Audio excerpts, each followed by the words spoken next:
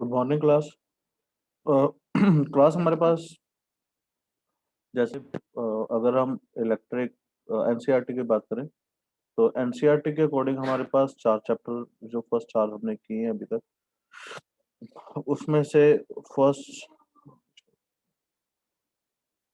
उसमें से फर्स्ट था हमारे पास इलेक्ट्रिक चार्जेस एंड फील्ड। हमने हमने किया potential and capacitance, current, electricity, magnetic effect of current.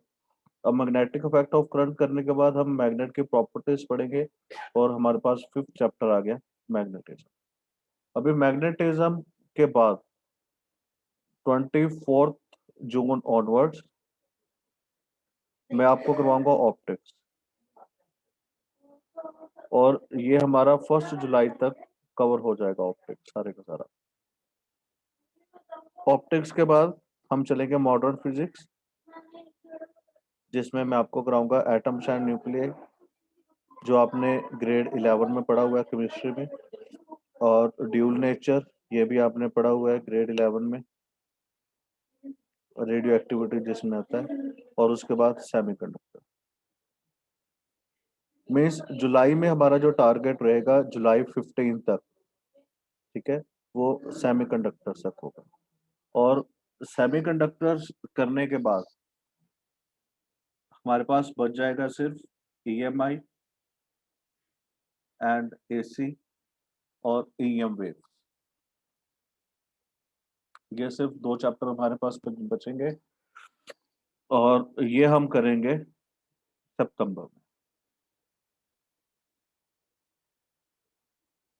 ठीक है, सितंबर में ये दोनों चैप्टर करके हमारा जो sir full half plan. Early सितंबर में होंगे। हाँ कोई डेट नहीं पता अभी बेटा, भी कोई डेट इंट्रोड्यूस नहीं की गई।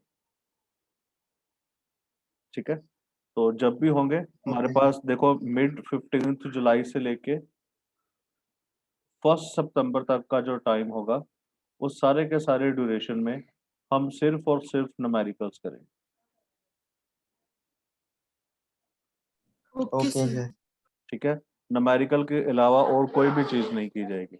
मैं आपको जैसे 15 जुलाई को मान लो हम इलेक्ट्रोस्टैट का स्टार्ट करते हैं, तो मैं आपको एक दिन पहले टॉपिक बता दूंगा कि ये टॉपिक है हमारे पास। ये 16 जुलाई के लिए आपने करना है, चार्जेस करनी है और साथ में फील्ड करना है। तो आप ये टॉपिक पढ़ लोगे और मैं नेक्स्ट डे आपको इसके न्यूमेरिकल्स और प्लस आपको इसकी वर्कशीट प्रोवाइड करूँ। ठीक है, इन केस अगर थर्ड वेव आ जाती है तो आपको सिंस मैम ने, प्रिंसिपल मैम ने भी बता दिया था कि एग्ज़ाम नहीं होंगे। अगर बाई चांस एग्ज़ाम होते भी हैं तो भी हमारे पास सितंबर से लेके मार्च तक बहुत टाइम पड़ा है रिवीजन के लिए, प्लस हमारे प्रैक्टिकल्स के लिए। Is that clear? Yes sir. ठीक है, यस सर। तो ये सारे का सारा मेरा जो कह लीजिए कि एक तरह से शेड्यूल है कि जिस शेड्यूल के अकॉर्डिंगली हम चलेंगे 24 के ऑनवर्ड। अभी तक हमने ये सारे के सारे चैप्टर्स कर लिया। आपके एग्जाम भी काफ़ी अच्छे थे काफ़ी बच्चों के, स्पेशली नीतीश, कांग्रेस, बड़ा अच्छा पेपर था तेरा। तो अगर किसी और बच्चे को कोई प्रॉब्लम है इन चार में तो आप मेरे साथ डिस्कस कर सकते हो किसी भी टाइम और कोई भी टॉपिक। आज मैं आपको मैग्नेटिज्म करवाऊंगा। मैग्नेटिज्म बड़ा बेसिक सा चैप्टर है, तो होपफुली ये आज, मंडे और ट्यूसडे 3 दिन हमारे पास है, और इन 3 दिनों में ये कवर हो जाएगा। ट्यूसडे में आपका टेस्ट नहीं लूंगा, तो उसकी बजाय जगह हम मैग्नेटिज्म को ही रैप अप कर देंगे। और फिर उसी तरह से 24 June onwards optics, atom nuclear, dual nature and semiconductor. Atom nuclear 2 दिन का काम है, ड्यूल नेचर भी हार्डली 2 या 3 दिन का काम है। अगर हम एक एक दिन ऐड कर दे तो 3 दिन 3 दिन ये हो गया, 1 वीक, एक हफ्ते में ये हो जाएगा। और ये सिर्फ 4 दिन का काम है, लेकिन हम इसको 7 डेज में कंप्लीट करें। तो ये 15 जुलाई तक हमारा ये तकरीबन 95% सिलेबस जो है वो कवर हो जाएगा। 5% में सिर्फ आपको ईएमआई एंड एसी रह जाएगा। मैं एक बार आपके साथ सिलेबस भी शेयर कर लेता हूँ, सो डैट कोई डाउट ना रहे आपके।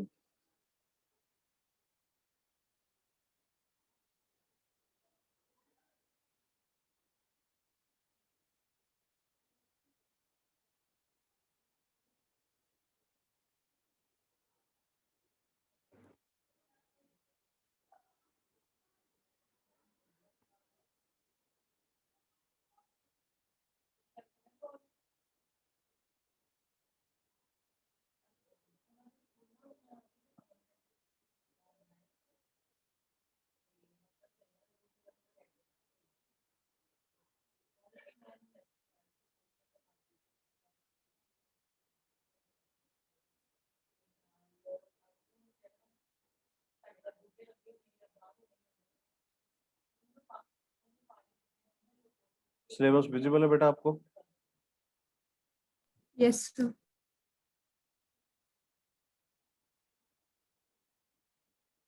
परनीत है कि चलेगी?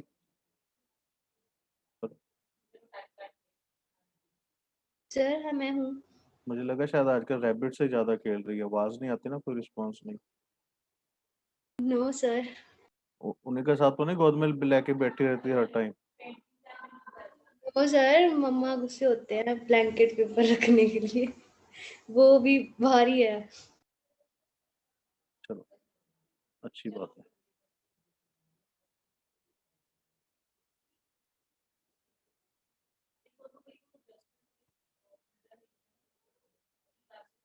तो मैं आपके साथ एक बार सिलेबस जो सीबीएसई का है, अभी सीबीएसई ने जो नया सिलेबस नहीं अपलोड किया, मैं उसके अकॉर्डिंग चल रहा हूँ जो सीबीएसई ने स्टार्टिंग में कर दिया था कि हाँ भाई वेव नहीं आ रही तो सारा सिलेबस दोबारा से वही होगा। तो हम उसी के अकॉर्डिंग चल रहे हैं जो हमारा पुराना सिलेबस था, सबसे पुराना।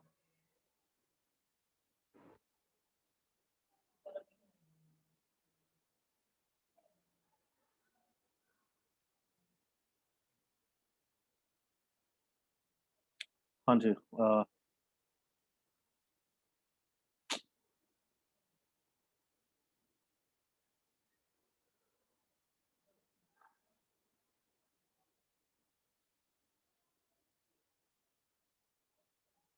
तो अगर हम जो हमने कर लिया उसकी बात करें तो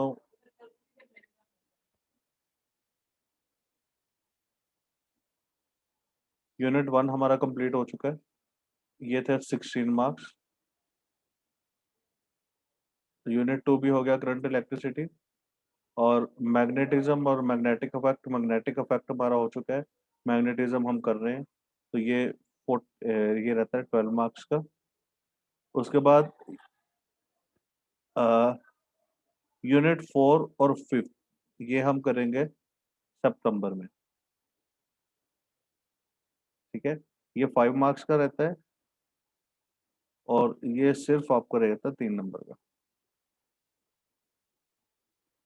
और उसके बाद हमारे पास ऑप्टिक्स है। ऑप्टिक्स अगर हम चॉइस को इंक्लूड करें तो 22 मार्क्स की बनती है, वैसे ये 15 to 17 तक वेरी करती है।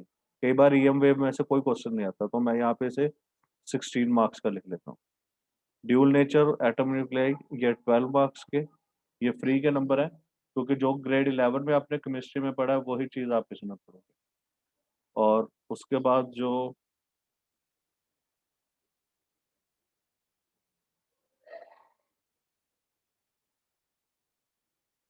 सेमीकंडक्टर है 7 मार्क्स के आपके लिए।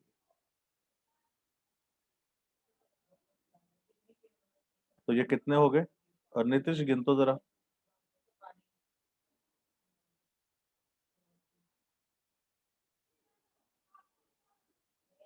63 मार्क्स, ठीक है। तो 63 मार्क्स वही 90% जो है आपका सिलेबस 15 ऑफ जुलाई तक कवर हो जाएगा।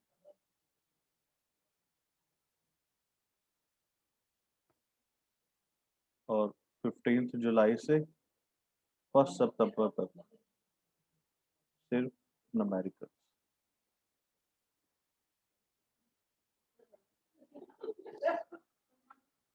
ठीक है। तो आप लोगों ने इसी तरह से प्रेपरेशन करना है, जो कुछ भी आप लोग प्रिपेयर करें। कोई डाउट इस चीज में बेटा प्लीज डिस्कस करिए मेरे साथ। No sir.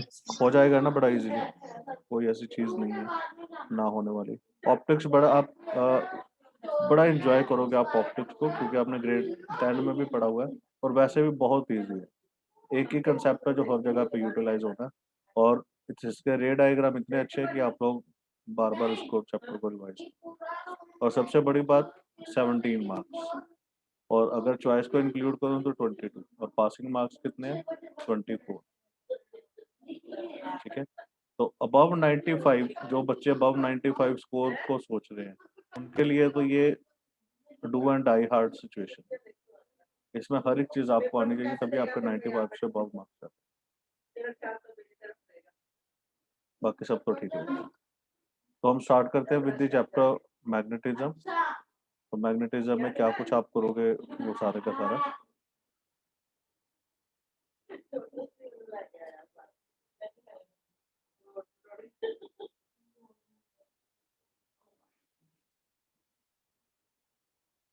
फर्स्ट डेफिनेशन आ जाती है मैग्नेटिज्म की। मैग्नेटिज्म मतलब प्रॉपर्टी ऑफ मैग्नेट। और मैग्नेट की कौन कौन सी प्रॉपर्टी होती है? किसी चीज को अपनी तरफ अट्रैक्ट या रिपेल करने की। और सेकंड प्रॉपर्टी होती है डायरेक्शन बताने की, कि अगर फ्रीली फॉलोइंग मैग्नेट हो तो वो हमेशा एक ही डायरेक्शन में अलाइन करेगा। So when suspended freely, a thin long piece of magnet come to rest nearly in the geographic north and south direction. तो फर्स्ट पेज में आपके पास यही है।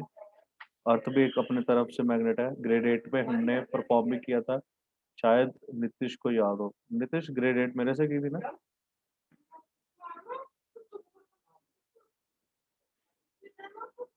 उसमें हमने एक इलेक्ट्रोमैग्नेट किया था। जब किसी वायर में से हम कंटिन्यूटी में करंट पास आउट करते हैं तो वो एक आर्टिफिशियल मैग्नेट बन जाता है, जिसे हम इलेक्ट्रोमैग्नेट कहते हैं।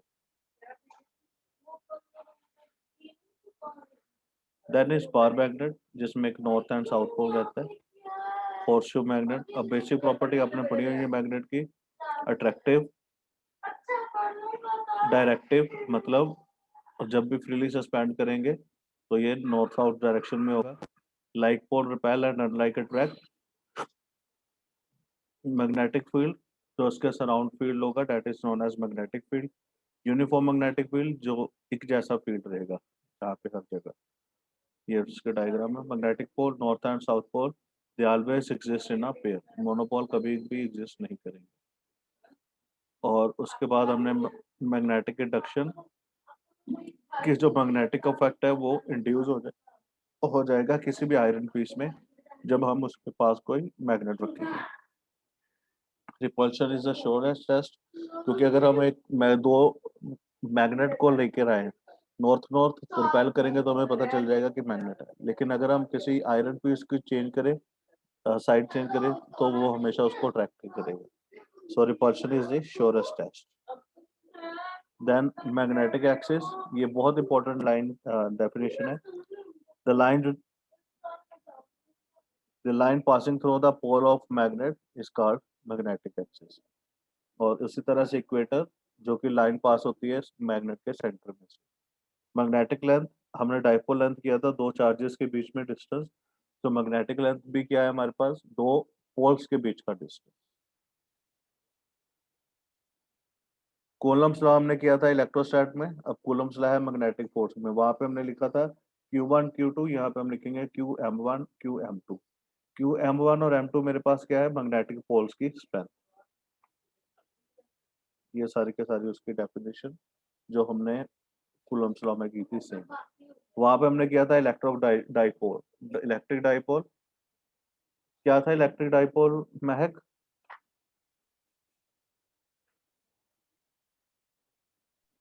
सर, जब नेगेटिव एंड पॉजिटिव चार्ज होंगे दोनों साथ में।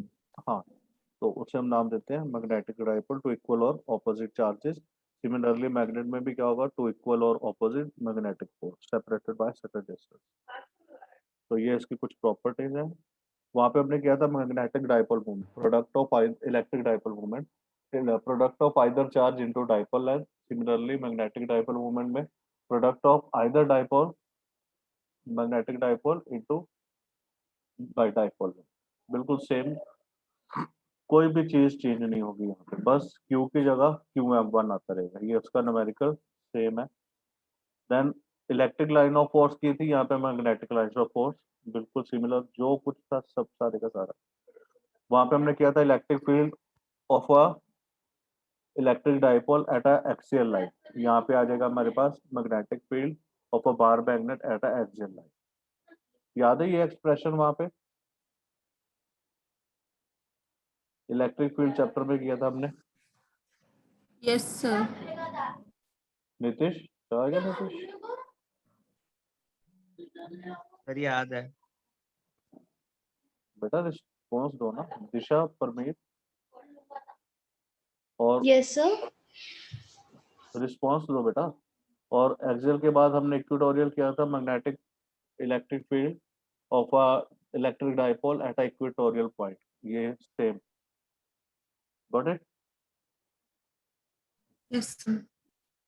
बिल्कुल, और एक्सप्रेशन भी सेम ही निकलेंगे, सिर्फ Q को रिप्लेस कर देना है QM1 से, और वहां पे हमारे पास जो कांस्टेंट होता था उसकी वैल्यू क्या होती थी कांस्टेंट की? 1/4πε0, क्योंकि ये था परमिटिविटी। अब मैग्नेट के केस में होता है परमेबिलिटी, एबिलिटी होती है इसकी, तो परमेबिलिटी कांस्टेंट होती है μ0/4π। इसकी वैल्यू थी 9 × 10⁻⁹ और यहाँ पे इसकी वैल्यू है 10⁻⁻7।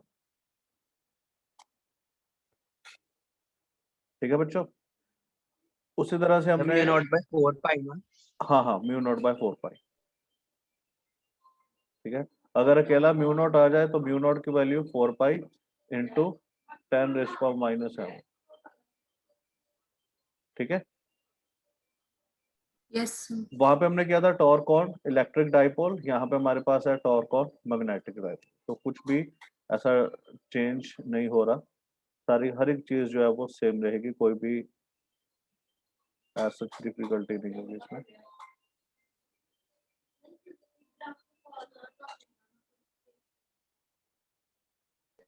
सर ये भी वेक्टर क्वांटिटी है। हाँ हाँ हाँ, सही, वेक्टर है तभी तो नॉर्थ से साउथ जा रहा है ना। और उसके बाद टॉर्क M×B, इसमें भी सबसे पहले आपने प्रूव करना है कि जो मैग्नेट है वो लीनियर मोशन नहीं करेगा। देन मैंने ये आर्टिकल आपको इस बार एग्जाम में भी डाला था पोटेंशियल एनर्जी का, तो सेम आर्टिकल मेरे पास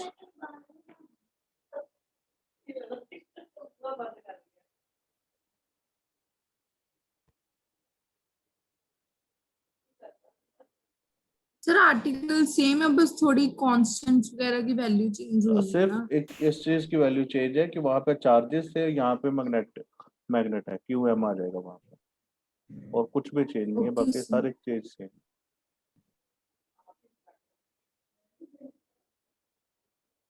तो वहां पे हमने भी किया था करंट लूप ऐसा, यहाँ से चैप्टर जो है ना वो चेंज हो जाता है। ठीक है, इस पॉइंट से current loop as a magnetic dipole, यहाँ से थोड़े कुछ न्यू आर्टिकल आ जाएंगे, आपको न्यू एक्सप्रेशन होंगे, लेकिन वैल्यू सबकी सेम रहेगी उसी तरह से। ठीक है, वहां पे भी हमने किया था current loop as a electric dipole. ठीक है, तो यहाँ पे भी वही चीज है।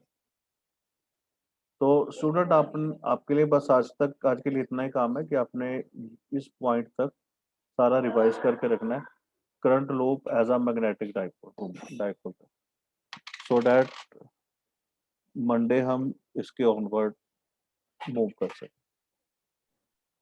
सर ये आप शेयर कर दो कि मेरा मैंने इंटरनेट अच्छे से चल नहीं रहा आज। मैंने उस पे पोर्टल पे डाल चुका हूँ मैं इसको। ठीक है, तो ओके सर। हाँ, यस सर। कम्युनिकेशन में भी मैं भेज दूंगा हैंड आउट, तो आप प्लीज कर लीजिएगा। अगर आपको हो तो यहाँ पे भी मैं शेयर कर देता हूँ एक बार file, if you are need. तो नहीं सर, जो आपने ऑलरेडी भेजी है ना वो हो नहीं रही, बट बहुत ज्यादा टाइम ले रही है वो। वो तो कंप्रेस्ड फाइल है, वैसे ये 14 MB की थी, कंप्रेस करके 7 की है मैंने भी। अभी दोबारा से सेंड किया, अगर किसी को नहीं मिली तो प्लीज चेक कर लीजिएगा।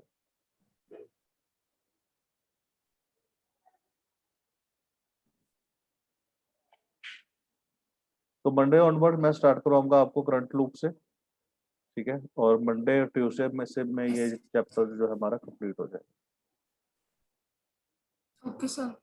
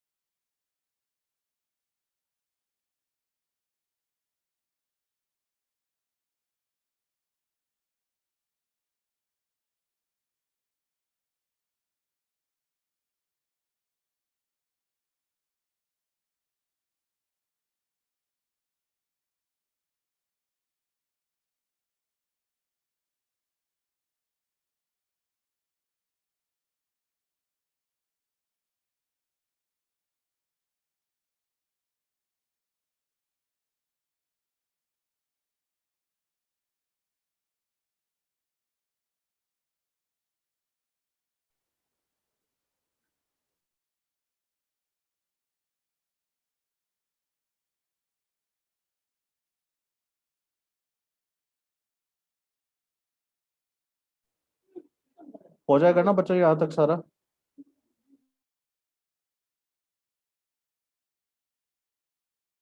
Yes, sir. Yes, sir.